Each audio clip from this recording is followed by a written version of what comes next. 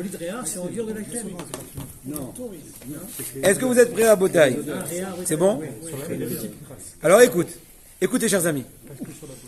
Par rapport, on a eu le mérite de commencer, d'entamer avec les amis l'étude du Messiat Yesharim. On est déjà au 4e chapitre. On va aborder le 4e chapitre des 28 chapitres de Messiat Yesharim. Le Messiat Yesharim ici est en train de nous expliquer comment accéder à la vertu extraordinaire de la prudence. Donc quand je dis prudence, c'est pas juste au niveau de quand on traverse la rue, mais c'est aussi la prudence, surtout au niveau de quoi? De comportement, de se mettre en question, comment je me comporte, comment je prie, comment je fais les brachot, les midot, etc. Alors allons-y. Ce qui en général aide la personne à arriver à cette mida, à cette vertu extraordinaire de la zéhirout, de la prudence, ou l'imoud à Torah, l'étude de la Torah. Il n'y a pas de secret. C'est une antibiotique aussi bien générale que aussi ponctuelle pour toute chose. On sait très bien que le Ramchal Rabbeinu Moshe Chaim Luzzatto a institué, a construit son livre selon les différentes étapes qui sont mentionnées dans Rabbi Pinchas Ben Yair, dans Vodazara Davkaf, que là-bas il a dit Torah mevi'a l'idée zeirut, l'idée zerizut, et ainsi de suite, étape par étape. Donc il dit que Rabbi Pinchas Ben Yair lui-même a dit ça au début, que la Torah, c'est elle qui en général, c'est le seul moyen qui peut t'aider à arriver à l'extrême zeirut, prudence. Omnam, aldera prat amevi lazé. Maintenant, c'est cette façon générale. Mais quand même, il faut maintenant rentrer dans les détails, un peu voir comment, de façon pratique, les choses se traduisent. Se réfléchir. Le grand travail qui nous attend. La grande responsabilité qui est là devant nous. Et on est obligé de l'accomplir. À Botaï, savoir la profondeur de Din Ve'eshbon que personne ne donne devant Akadosh Baruch Hu. Est-ce qu'elle a accompli? Est-ce que c'est assez investi? Qui d'entre nous peut dire je me suis assez investi jusqu'à maintenant? Ah, et qui peut dire? C'est compliqué. Le Gaon de Vilna, il dit il faut donner Din Ve'eshbon. Je vous donnerai un exemple de conception du Gaon de Vilna. Une des explications qu'on donne dans Din Ve'eshbon, il me semble, d'après le Gaon de Vilna, Din, c'est payer la faute. Ça a un prix. Mais encore, Heshbon, c'est au moment où il a accompli la faute, ou plutôt qu'il a transgressé, et bien à ce moment-là, il aurait pu étudier la Torah. Même ça, c'est une faute en soi. Incroyable. Donc deux choses. Un, sur la transgression. Deux, sur le temps perdu pendant la transgression qu'il aurait pu étudier la Torah. C'est incroyable. Or, si une personne qui ne étudie pas la Torah, elle n'entend pas ça, elle est jamais consciente de la gravité. Or, quand elle s'éveille, elle fait attention à la chose, l'effet est différent, complètement différent. Aïe, aïe, aïe, aïe, aïe, aïe, aïe, ve'etzelo mizeh min ha'iyun b'ma'asim ha'ktuvim b'sifrei ha'kodesh, min halimud ma'amar ha'achamim, en étudiant les saints livres et en étudiant les paroles de nos sages, de mémoire bénite, c'est eux seuls qui ont la possibilité de nous éveiller à cette prudence-là. À Botaï, il n'y a pas d'autre moyen. Ve'ine. Yesh b'itbonut hazeh ha'arot et ha'arot b'adraga. Le Ramchal, on sait très bien qu'il était non seulement un éminent kabbaliste, mais il était aussi le chef de l'ordre. Il ordre des choses, une après l'autre. C'est vraiment comme un code de la route. Celui qui suit le Ramchal, pas à pas, il arrive au plus haut degré. Mais bon, c'est pas demain la veille, je le sais, je vous le dis d'avant, je ne veux pas vous décourager. Mais bon, il faut savoir que Baruch Hashem, on a un guide. On a un guide de la route, Baruch Hashem. Il te dit, pas à pas, degré après degré. Alors, première chose, première réflexion, premier point de réflexion, donc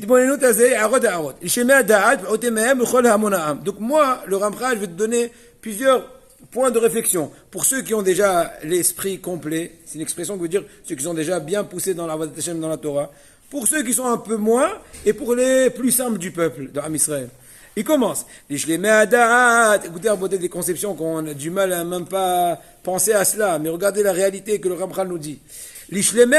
Pour ceux qui ont la conscience, comment dirais-je, parfaite. Cette expression veut dire ceux qui ont, il faut parler, vous connaissez, il y a des gens qui comprennent très vite, donc j'ai pas besoin de trop parler, il faut juste lui dire ce qu'il faut. Une fois que la personne est consciente, est convaincue, vit la chose, qui rakash lemut ou adavar raoui, chez Hamed Mehem Velozadze. La seule chose qu'il veut se souhaiter, c'est la perfection dans votre Hashem. Attention, parenthèse importante, Plusieurs fois, le Tserara nous fait tomber dans cela. Tu veux être trop parfait, et en fin de compte, tu fais moins que ta véritable possibilité. C'est important à savoir. Je vous donne un exemple personnel, bien qu'il est peut-être simple. J'étudie des fois un sujet avec mon ami d'études. Il y a un point très compliqué. Alors, deux façons de faire. Soit on va décortiquer chaque petit détail, et on risquerait de s'élargir. Bon, on n'a pas perdu notre temps, mais le temps, il n'a pas été utilisé de façon efficace. Soit on dit non, j'ai compris l'idée globale. Je vais maintenant, faire un crédit, avancer un peu dans l'étude. En général, quand tu prends du recul, tu comprends tout. Donc ça, c'est une technique qu'il faut savoir épouser. Donc là aussi, si la personne a voulu, non, je veux tout comprendre maintenant. Je veux rien sauter. Peut-être ça a l'air très positif, mais en fin de compte, c'est peut-être un piège de Tzerara. Il veut te faire patauger. Donc là, il faut beaucoup de détecter les pièges. En tout cas, le Ramchal, il nous dit qu'il faut savoir que il faut aspirer d'arriver à la shlemut. C'est quoi la shlemut? Dans l'aspect de shlemut, hein? Perfection. Mais chez Enra, mais Issaron Hashlemut, pire que cela. Il n'y a pas pire qu'une personne qui lui manque même un petit chouïa par rapport à la perfection dans votre Hashem.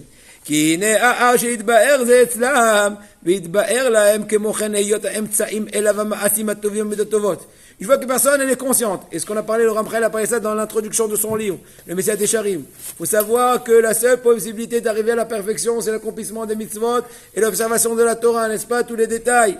Et bien, ודאי הוא שלא יתרצו מעולם להמעיט מאלה האמצעים להקל מהם. Une fois qu'il est conscient que la seule possibilité d'arriver à la perfection, dit en d'autres mots la proximité d'Hachem.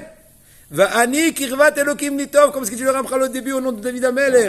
Moi, David Ameler, la proximité d'Hachem, c'est pour moi le top du bien. Or, pour être proche d'Hachem, il faut accomplir ses préceptes. Donc une personne est consciente et vibre à chaque instant que la perfection dans l'accomplissement de la Torah, c'est le seul moyen de s'approcher d'Hachem. L'ultime bonté possible et imaginable. Qui kvar nitba'er etzlam, she'im emtsa'im ele yitma'atu mehem. Il suffit que des fois les moyens ne sont pas assez bien exploités. Même des fois, une différence qui a priori, dans un premier stade, elle est minime. Mais on sait très bien, Rabotai, des fois que le résultat de cette lacune-là, qui est minime à l'origine, peut être incroyable dans le futur. Parce que c'est comme une projection. C'est vrai que là, la chose qui est projetée, elle est petite, mais quand tu la mets dans un grand plan, eh ben, tout le petit détail, toutes les petites ratures, toutes les petites choses qui sont là, ça devient en grand. יהיו חלשים ולא בכל עוזק צרם, הנה לא ישיגו בהם שלמות אמיתי, אלא יגרע מהם כפי מה שגרעו מהם השתדלותם. c'est חסרה שלמות. משהו להם צרה גדולה, רבותיי. C'est vrai que c'est pas nos degrés. Pour les גדולי Israël, un moindre manque de shlemut, perfection, pour eux, c'est le plus grand désastre. C'est eux qu'on n'arrive pas à comprendre cela, mais c'est une réalité, c'est le émet. Al-Kel lo yif'aru ela le'arbot bahem ולעמי פחות תנאיהם ולא ינועו ולא ישקטו מדאגה ונעשר מהם מה שיגיע אותם. Maintenant, je vous pose une question. Vous me dites merci bien de votre intervention, cher Ramchal, mais ça ne me parle pas à moi. Ben, une chose tout d'abord est vraie. Déjà savoir quoi aspirer, c'est important. C'est pas parce qu'on risquerait pas, ou on sait pas, on n'est pas certain, on n'est pas convaincu qu'on va arriver à cela, qu'on va pas au moins aspirer à la chose. À Botaï, je vous raconte des exemples de plusieurs choses quotidiennes qu'une personne n'a jamais rêvé de faire, et en aspirant, elle arrivera à Be'ed Hashem. Ça s'appelle Koach Haratzon. La volonté, la force de la volonté. Et à Botaï, je vous dis sincèrement, moi qui vous parle aussi, bien sûr, on n'a pas assez de croyance en notre force de volonté. Parce qu'autrement, on aurait exploité cette force de volonté, on serait arrivé à des degrés incroyables. Seulement, que faire? La personne n'aime pas trop se remettre en question, n'aime pas trop aller trop loin. Mais c'est pas vrai. C'est marqué, mi'ale be'ar Hashem, etc. Il faut tout le temps, va'ikva libo b'darkei Hashem. Ve'hu ma she'amar Shlomo HaMelech alav shalom. Ashrei adam mefa'et tamid. Shlomo HaMelech, dans le Michelet, il dit heureux la personne qui est tout le temps en crainte. Encore une fois, je ne parle pas de l'aspect Hazé Shalom macabre, mais en crainte dans le sens que, en général, une personne idiote, elle tout le temps tout va bien. Tout va bien, peu importe comment il prie, comment il observe Shabbat, comment il peut être avec ses amis, tout va bien. Tout le monde est bon, tout le monde est gentil. Mais c'est pas vrai! Remettons en question, Ashrei Adam Shlomo Amelech, il te dit, heureux la personne qui est tout le temps avec une crainte dans le sens de prudence. Et nos sages, dans Maseret Brachot, Aoub d'ivret Torah actif, par rapport à la Torah, c'est dit. Bien que c'est marqué, parce que c'est marqué de par ailleurs, Pahadou Betzion Hataim, la Gemara a dit de Maseret Gitin, qu'une personne qui a peur, ça prouve qu'elle a fait des fautes, parce qu'autrement, pourquoi t'as peur? Quand il te surveille, tu fais ton mieux, Hachem te protège. Tu dis non, si tu as peur, ça prouve que tu as à te reprocher. Mais de façon générale, ça c'est la peur négative. Mais la peur positive, ou plutôt le souci, on va dire comme ça, positif, la crainte positive, c'est de dire, est-ce que je peux mieux? Est-ce que je peux me parfaire? Attention, c'est vrai dans notre génération, c'est une génération qui est beaucoup plus fragile. Et ce que je vous dis, il ne faut pas le prendre de but en blanc parce que ça risquerait de démoraliser certains d'entre nous. Mais l'idée ne changera jamais. Ça veut dire que, Baruch Hashem, ça ne manque pas les endroits, beaucoup de Tamidei Achamim, de Hashem Amitim, qui peuvent conseiller à chacun avec une discussion. Voilà, il y a un point qui me dérange. Par exemple, il y a quelqu'un qui vient, qui se concerne avec toi, il te dit, par exemple, je fais telle et telle étude. De par ailleurs, je suis plus tenté à faire ceci. Qu'est-ce qui est primordial? Ceci, cela. Réfléchir. Ne pas se donner confiance. Essayer de réfléchir avec une personne, de se contacter avec une personne. Moi, j'essaie de me concerter des fois même avec des personnes qui sont beaucoup plus jeunes que moi. Mais des fois, je me concerne avec des gens de 25 ans, mais peu importe. Je sais qu'il est plus expérimenté dans tel point. Tant mieux pour moi, pourvu que j'ai un bon conseil. Je sais que la personne qui me conseille a une bonne intention. Il dit le Ramchal, l'extrême, ou le but, ou le côté le plus haut de cette crainte-là, c'est arriver à la crainte de la faute. Le Ramchal, il dit, c'est un des plus beaux degrés, des plus hauts degrés, que la personne arrive à un degré de tout le temps être, comment dirais-je, en plein, je veux pas dire crainte parce que ça fait peur, mais tout le temps en train de se vérifier. Est-ce que j'agis bien ou pas? Est-ce que je me suis bien comporté? J'ai pas vexé autrui? Personne ne dit non, il s'est vexé, tant pis pour lui, moi. Non! Abotai ben Adam la averos et esh.